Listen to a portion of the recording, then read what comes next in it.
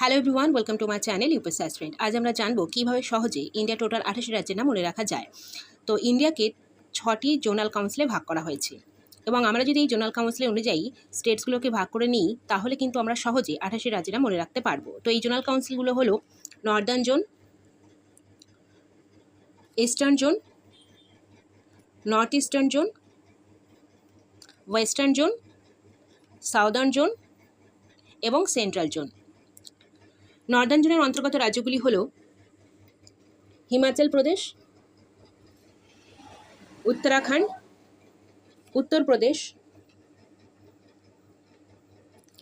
পাঞ্জাব এবং হরিয়ানা। ইস্টার্ন জোনের অন্তর্গত রাজ্যগুলি হল বিহার, ঝাড়খণ্ড, ওয়েস্ট বেঙ্গল এবং ওড়িশা। নর্থ ইস্টার্ন জোনের অন্তর্গত রাজ্যগুলি হল সিকিম, অরুণাচল প্রদেশ, নাগাল্যান্ড,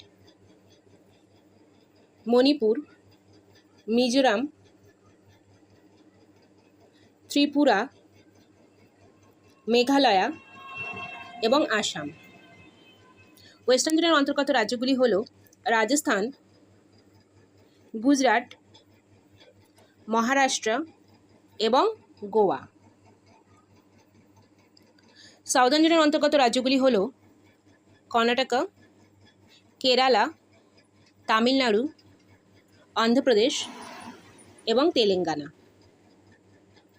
এবং সেন্ট্রাল জোনের অন্তর্গত রাজ্যগুলি হল মধ্যপ্রদেশ, ছত্তিশগড়।